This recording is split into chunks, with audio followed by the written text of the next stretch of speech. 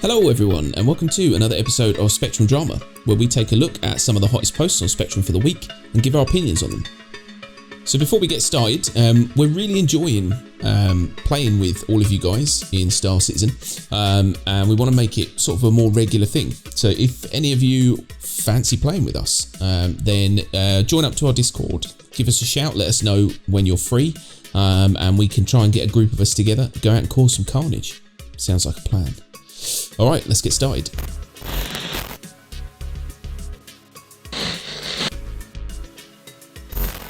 Okay, so first up we've got a post from Dr. Chewbacca, and it says, CIG, can we get some updates? And what's going on, RE, the roadmaps? So the gist of this one basically is, CIG have always said that the roadmaps are conservative, which is their cheeky way of basically saying, you know, don't take these as gospel. But more and more the roadmap seems to be becoming very fluid. All the stuff we're expecting is just sliding further and further away. 3.6, you know, we still haven't got an 890 jump. Ship rentals not finished, etc, etc. There's so many things that should be here now and just keep slowly getting pushed back. And it's becoming a little bit of a, we expect it now. Whenever we see a patch, we kind of go, well, you know, they're saying we're going to get that, so we'll expect it in 3.7, which is a bit of a shame because they're starting to get a bit of a reputation. I mean, obviously 890, you don't care about the 890 jump, but is there anything from 3.6 still missing that's pissing you off? Not really. No, there wasn't much in it to begin with. That is true. I mean, he's got a point. At the beginning of the year, they said that this year's roadmaps were going to be a bit more realistic. They were going to sort of take some lessons that they learnt last year, apply them to this year's roadmap, and give us a more accurate view of what we'll be getting. But once again, everything seems to be sliding backwards. Yeah, he makes a good point at the end there as well, because what you tend to find is that when these things happen, you get a few people who are quite overtly loud about it, like us. Yeah. But the majority of people will just go, oh well. But I think that the problem with the fan base is that we don't put enough pressure on them, because at the end of the day, we are funding them pretty much, you know. So I think that there could be a lot more pressure coming from the backers to just say, look, you know, this is getting a bit tiresome now. No, it wouldn't be so bad if they actually just kind of told us why things slip so much. Is it because of object container streaming? Is that the reason? You know, are they literally throwing everyone they can at Squadron 42? Is that the reason? You know, are they having coding problems that they're not showing? Because we get some features on the roadmap which apparently are going to be coming out very soon, and then they say they're in the game, but you hardly notice they're there, or they're just not there at all. And then they come back on the roadmap 6 months later with no kind of announcement or any, oh, by the way, this feature is going to be moved back because we got a problem with this part of it. If CIG came out with that kind of communication, most people would probably just go, oh yeah, okay, fair enough. Yeah, I think that hits the nail on the head, is that they were going for this whole transparency thing at one point, where they were saying, look, you know, we're going to be as open with you guys as we can about the development, and then they started to close stuff off again. And like you said, if they just said to us, oh, the problem with the 890 jump, or the problem with, you know, getting this out, the problem with this are this and this, we can say, all right, well, that's realistic. At least we don't have all these kind of horrible images in our head of them just like rolling in, you know, baths of money, just going, ha, you fools. Just a little bit of transparency would, or a bit more transparency would definitely help. Yeah, exactly. And as this Chewbacca says, we got some features like the 890 jump, for example. It doesn't look like there's any progress been made on this thing. Like, we understand it's a big ship and it's going to be the biggest one in the game when it's in there. But if you can't get it out for 3.6, just tell us why and move it to 3.7. Why are they just kind of hanging on until the last minute? What's the point? Yeah, I don't know if they do it on purpose or if, you know, like maybe I don't know if they think that it builds anticipation when you don't know. I think it just builds frustration. Yeah. There's a lot of that at the moment, and you know, it sometimes is really hard to stay positive when it drags on the way that this development has. But if we knew what was going on, if they were, like we said, if they were transparent about what was going on, at least you can kind of sit back and go, well, fair enough. We know what the issues are, and you know, you can sort of slowly see them being resolved. But we kind of don't. We get told, yeah, it's coming. Oh no, that'll be there next month. You know, it doesn't help. Basically. Cool. So next up, we've got a post from Pegasus, and it says, "Ship combat is not lethal enough. Period. Go fast, make noise, break things." So the gist of this really is, it's pretty simple. The time to kill in this game is too high. It's a bit of a slog fest of trying to kill people. You just basically guns on target and just go. And it sometimes can take far too long to get through shields, to get through the hull and all that, until eventually they blow up. And I think that maybe what Pegasus is getting at is that can kind of stall gameplay, because it just takes a little too long to kill anything. I mean, I've been killed almost immediately by stuff before, so I suppose it does depend on how you play, how well you fight, and what kind of ship you've got. But I mean, we've had fights before where we've been trying to kill something like a ECN or something in, like, let's say the Tana. I know it's not brilliant, but man, you just end up going, nah, give up. Yeah, I've had that many times in the Tana. Few sort of fights that are going on for about 3 minutes, and it doesn't look like you're doing anything to the shields whatsoever, and you just give up and jump away. What's the point? Go do something else. Yeah, it's boring. That's the thing. I mean, I've seen some awesome fights in this game, but I think the majority of fights do tend to just be sort of who can just hold out the longest. Because even with skill, I've seen it where someone is like genuinely good in a little fighter, and they're just going pow, pow, pow, pow, pow, pow, and it feels like they're doing nothing, and you know, they're not fighting like an Idris or something. You know what I mean? It's just another small ship. It's weird. I think maybe the balance is a little off, or maybe shields are a little bit too epic. I don't know. Yeah, basically they buffed the shields quite recently, and a lot of them saw an increase in about 50% shield strength. It's really noticeable now if you fight, say, a constellation, when you're in a small fighter. It takes an age to get through those shields now. Yeah, I think it's good in a way. Like, I think that the difference between ships should be noticeable. So if you're in a Hornet and you go up against a constellation, it should be hard to get through those shields and eventually do damage, but it should be possible.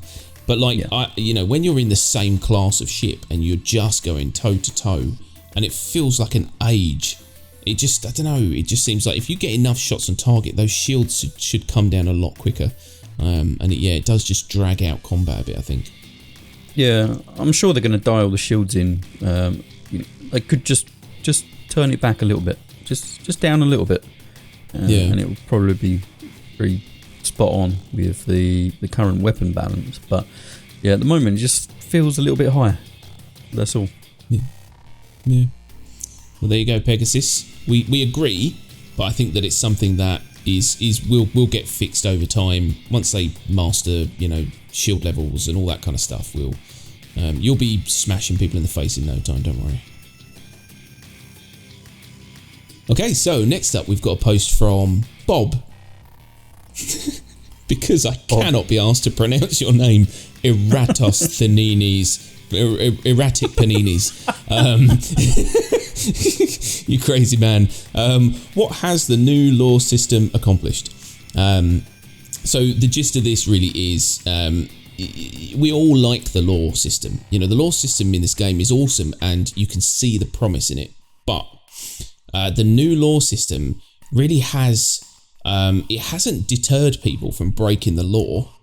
It has just made getting fined and constantly being pulled over. It's basically made it harder to obey the law in a way. It's weird.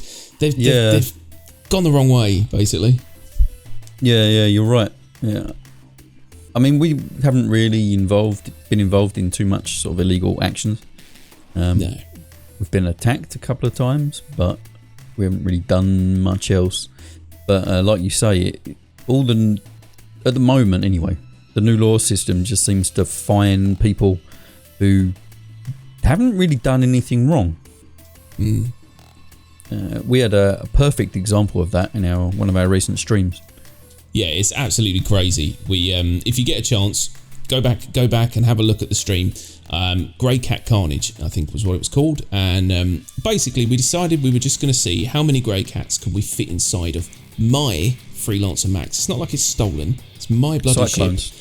Cyclones, apologies. Yeah, I don't know. Yeah, we were causing carnage with grey cats, and then we ended up spawning a million cyclones. But basically, we shoved about 6 cyclones in the back of my Freelancer, and it turns out that every time they move or scrape or do anything, you get fined. And all of us lost about $6,000 or something. 4 of us.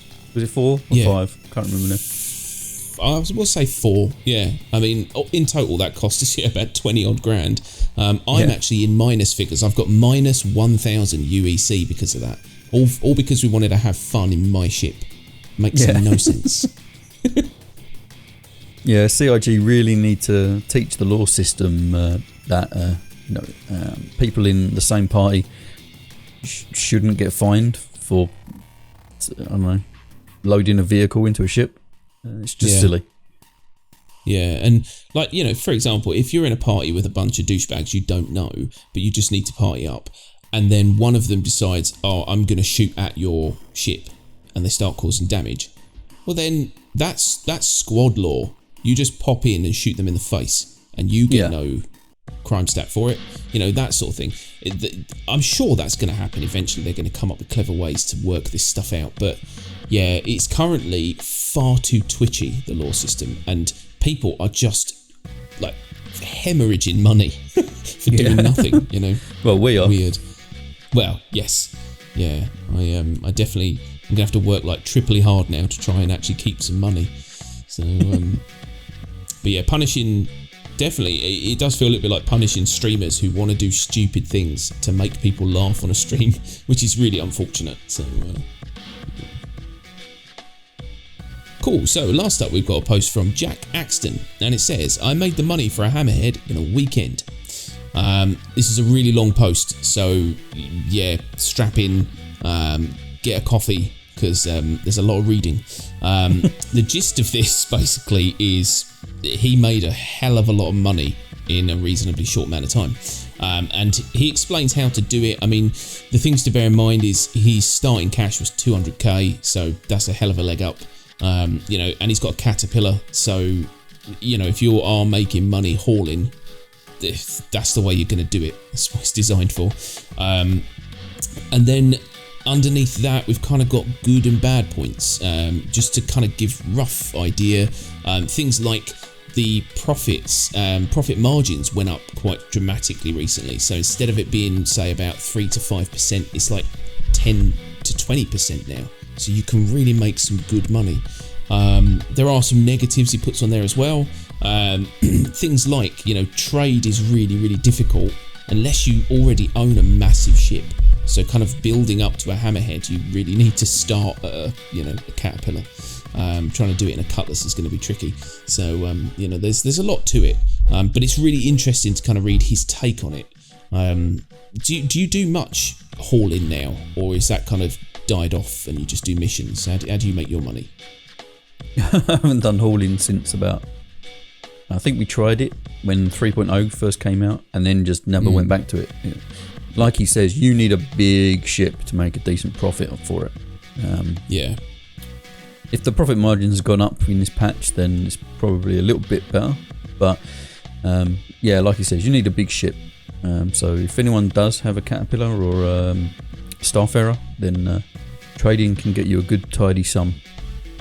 But there are some kind of issues, like server 30k can completely kill everything that you've invested. So watch your money. One interesting thing that he came up with here was that it seems like the economy is connected across different servers. So the supply and demand kind of, someone can be taking resources from one outpost. You'll see it on the price, but you won't actually see any ships there, kind of thing, which is interesting. I kind of understand why they're doing it now, so that they can get a good gauge of, say, when they expand the servers and they put 100 people in the server or whatever, 200 people, 300 people. At least by doing this, they can get a good idea of how prices will work. But yeah, when you've only got 50 slots on the server, but you're seeing some really random fluctuations in prices, it can be a bit disjointing. Yeah, it's clever though, the idea of having that kind of sort of cross-server economy, because I mean, that's what they need to do as well, like you said, to sort of test it out, because I guarantee there's going to be points where they make a tweak and all of a sudden everyone's going, I made 5 million in an hour. They're like, shit. But yeah, I mean, it's it does sound like it is a lot easier now to haul again, because I remember there was a point when they really reduced the profit margins to the point where we were hauling like 15k's worth of stuff and making like a grand profit, if that, like nothing, even less than that, I think. So he went from a Caterpillar to a Hammerhead in, well, he says something like 48 to 70 hours. So it's a long time. It's a long amount of gameplay, but it's very short when you actually think about it, going all the way up to a Hammerhead. So that is pretty cool, man. Yeah. I mean, this economy is going to be extremely difficult for them to balance, right? Because they're starting to add ships in that have got like thousands of cargo units available to carry stuff around. How do you balance that? If they tone it down so much that a massive, whole sea, say, is making kind of a good profit for what it's doing, that means you've squeezed it so much that a hauler that's only got a Cutlass or even smaller ship is making no money whatsoever. There's no point in having a small one-person hauling vessel, because you're not going to make enough money from it. Yeah, that's the problem. If you've got a Max, for example, which is a fair-sized vehicle, but when you compare it to the likes of the whole series and that, it's a tiny speck that has barely any cargo. And yeah, you're right. They're going to have to come up with some very, very clever way to either separate out trade runs. So, for example, certain places will trade with large ships, and certain places will trade with smaller ships. Do you know what I mean? So, maybe different materials can be stored on smaller ships than larger ships. More volatile. Let's say, for example, a more volatile substance can be stored on a Max, but not on a hull. But you get a lot more profit from it. Stuff like that. I mean, they're going to have to be really clever, because, like you said, there's going to be such a spread between, tiny ships and these great big monsters. How they're going to keep that economy from either being flooded or just completely pissing over small ships, I don't know. Okay, so there you have it, folks. That's all the posts for this week. We hope you liked them. We hope you found them informative or amusing. If you did like them, don't forget to like this video and subscribe for more Star Citizen videos. And don't forget to drop a comment down below, because we do respond to every comment and I do like to talk to you guys. So yeah, come and join us on our Discord if you fancy a chat. And like I said, join our Discord if you want to come and play with us. We stream every Thursday. We stream Star Citizen and we'll be happy to have you guys. Anyway, that's it for now. So thanks very much for joining us and we'll see you next week. Bye-bye. Bye-bye.